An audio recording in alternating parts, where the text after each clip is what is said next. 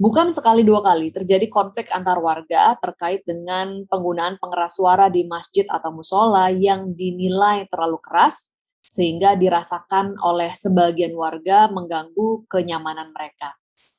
Tetapi bagi mereka yang berani mengeluhkan, siap-siap saja menghadapi mulai dari bully di media sosial sampai dengan yang paling tragis mungkin yang terjadi pada Ibu Meliana, seorang warga Tanjung Balai, Sumatera Utara yang ketika ia mengeluhkan terkait dengan volume pengeras suara yang ia rasa terlalu keras, kemudian akhirnya berujung pada perusakan dan pembakaran rumah dari Ibu Meliana, serta sejumlah vihara dan kelenteng di Tanjung Balai.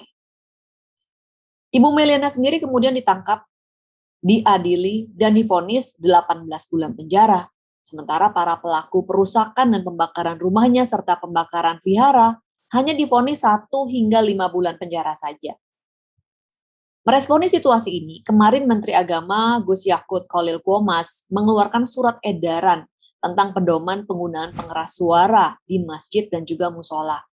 Surat edaran nomor 5 tahun 2022 ini bisa diakses publik di website resmi Kementerian Agama. Semua bisa membacanya dengan jelas di sana.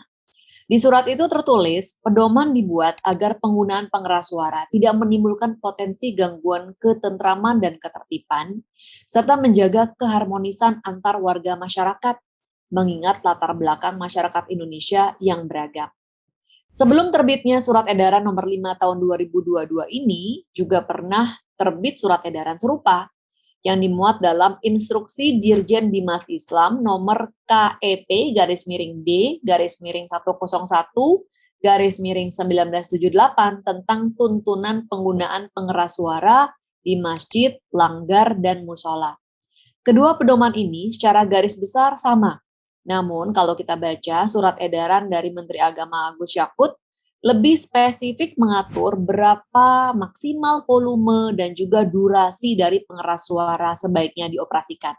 Serta pada tahapan mana bisa menggunakan pengeras suara luar dan pada tahapan mana menggunakan pengeras suara dalam. Jadi memang lebih spesifik pada surat edaran yang baru ini. Misalnya saja untuk besaran volume disarankan paling besar 100 desibel. Penggunaan pengeras suara luar pada waktu sholat disarankan maksimal 10 menit sebelum azan pada waktunya. Lalu dilanjutkan dengan pengeras suara dalam saat dilakukan sholat, zikir, dan juga doa. Suara yang disiarkan juga harus bagus dan tidak sumbang. Untuk aturan selengkapnya, silakan bisa dibaca sendiri di websitenya Kementerian Agama.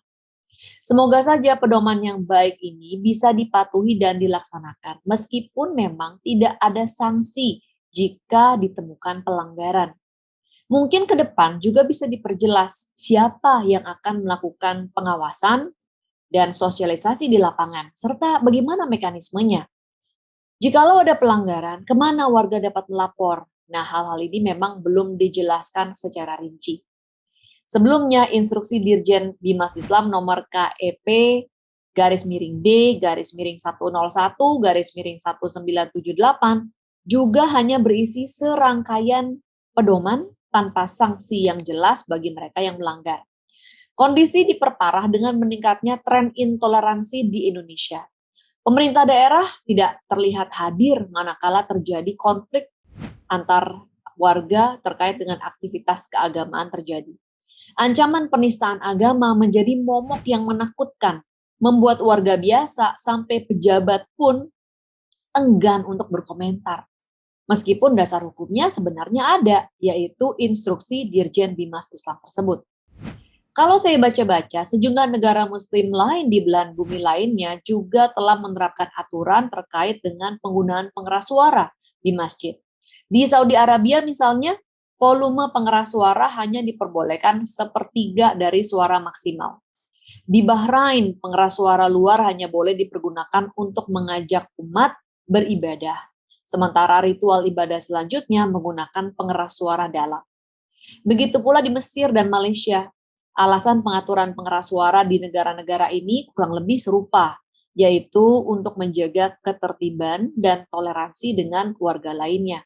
Semoga dengan adanya pedoman baru yang diinstruksikan oleh Menteri Agama Gus Yakut Khalil Qomas kali ini, bisa membuat penggunaan pengeras suara di rumah ibadah lebih tertib dan tertata. Semoga tidak terjadi lagi kasus yang menimpa Ibu Meliana.